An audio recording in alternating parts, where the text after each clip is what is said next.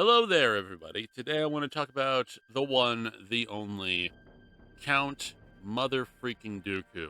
The guy who was portrayed by Sir Christopher Lee, the guy who is probably one of the most dignified Jedi in the entirety of the Jedi Order. So dignified, in fact, that he has his own icon, the look of superiority. The man is a legend amongst the entire Jedi Order, so legendary, in fact, that when he left the Jedi Order, he had his own statuette of himself put up in the Jedi archives for future Jedi to understand who he was and what they can learn from him.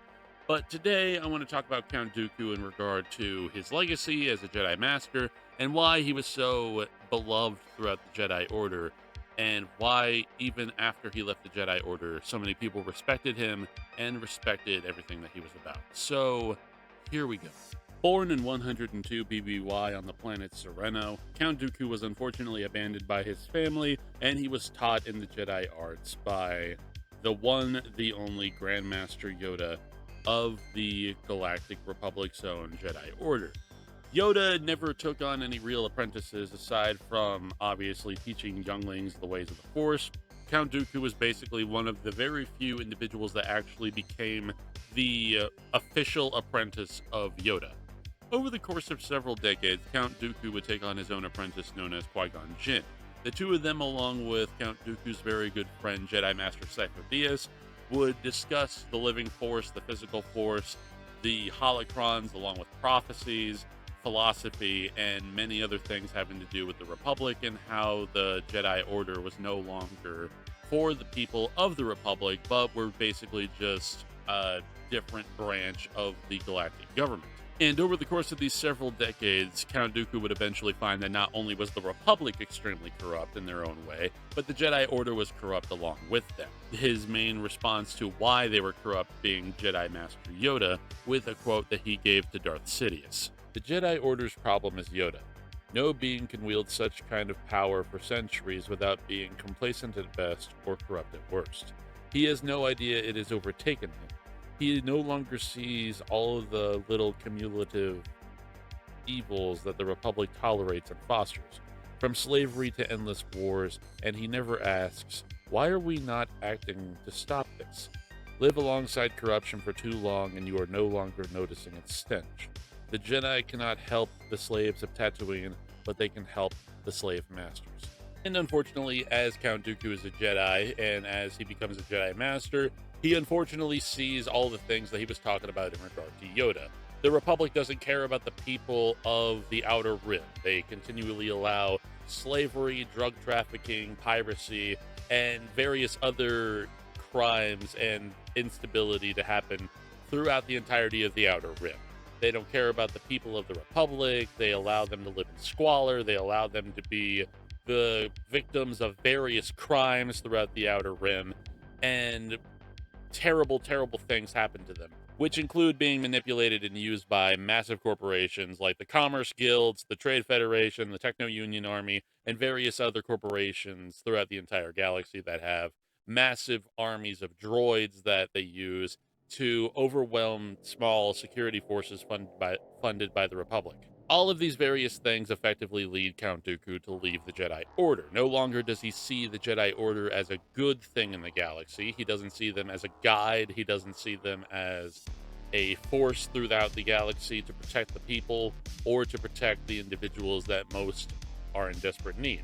Instead, the Republic effectively uses the Jedi Order as a branch of the government, as a way to effectively have some control over the Jedi Order and over this religious organization. They use them to go on missions to Naboo. They use them to go on missions to Nar Shaddaa, Cato Demoidia, and effectively use the Jedi Knights as peacekeepers for the galaxy, and also use them to be interrogators, to be instigators, and to be ambassadors for the Republic, effectively creating a new branch of the Republic being just Jedi Knights who are told to go to a place and to force individuals into complying with the Republic's demands or to face whatever action that the Jedi may cause in whatever time span that is required.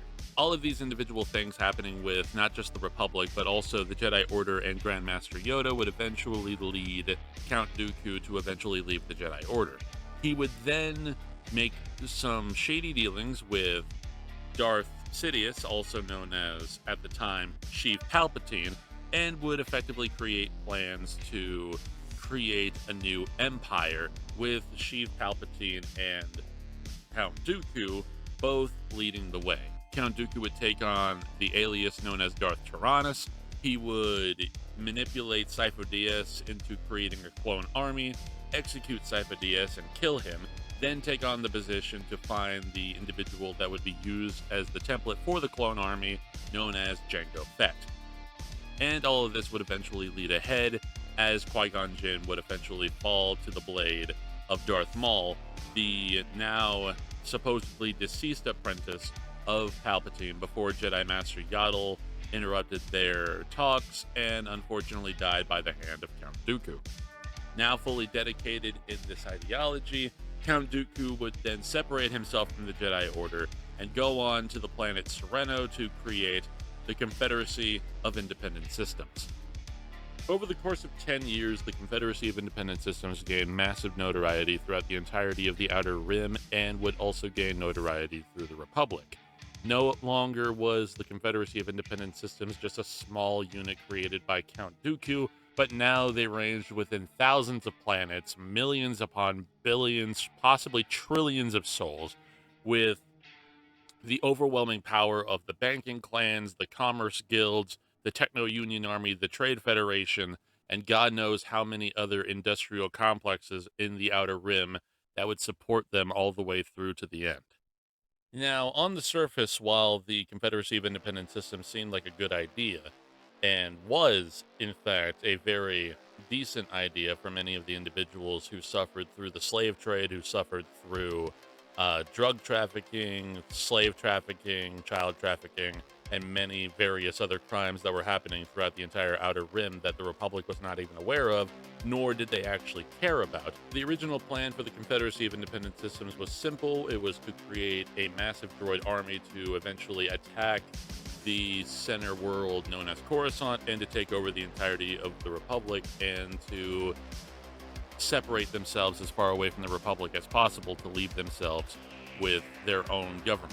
Unfortunately, however, everything under the surface was as not as it seemed, because Count Dooku had aligned himself with the Sith Lord known as Darth Sidious, who had been responsible for the Trade Federation's assault on Naboo 10 years prior. And the individual himself, known as Darth Sidious, was in actuality the Supreme Chancellor of the Galactic Republic, known as Sheev Palpatine. Palpatine had been planning a massive war from the very beginning, including forcing Count Dooku to create a massive clone army to eventually fight the Confederacy's army, and use this war to drag out for many years to retain his own power and to eventually take over the entirety of the Republic and turn it into the Galactic Empire. Unfortunately, however, for Count Dooku, he would not see this come to fruition, as he originally saw him and his master, Lord Sidious, take over the entirety of the Republic, turn it into a massive Sith empire, alongside many other individual Jedi, including Obi-Wan Kenobi and Anakin Skywalker, who he thought he could manipulate Obi-Wan Kenobi into joining through using Qui-Gon Jinn and by manipulating Anakin Skywalker into joining the dark side of the Force for power. As the Clone Wars carried on, only a few months into the actual war itself, Count Dooku would eventually pick up the Night Sister assassin known as Asajj Ventress and make her into his apprentice. He would break the rule of two, thus obtaining his own apprentice, and would train her in the dark side of the Force, training her how to become a master assassin and a master tactician, being able to fight off against Obi-Wan Kenobi and Anakin Skywalker at the same time. Unfortunately for her, however, Count Dooku was then ordered by his master Darth Sidious to eliminate her and take her off the playing board, in which he would then obtain a new apprentice named Savage Opress, who would be manipulated by Asajj Ventress and by the powers of Mother Talzin into eventually betraying Count Dooku and then going to his brother Darth Maul. Count Dooku would not have an apprentice throughout the rest of the Clone Wars after betraying Asajj Ventress, and Darth Sidious would mainly focus on his efforts to manipulate Anakin Skywalker into joining the dark side of the Force. Unfortunately for Count Dooku, his plans to create a new Sith Empire and rule alongside his master would never come to fruition, as Darth Sidious had already determined that Anakin Skywalker would become his new apprentice and would give Count Dooku a stock reminder that there can only be two, a master and an apprentice, and that Count Dooku, just like Maul, had been replaced.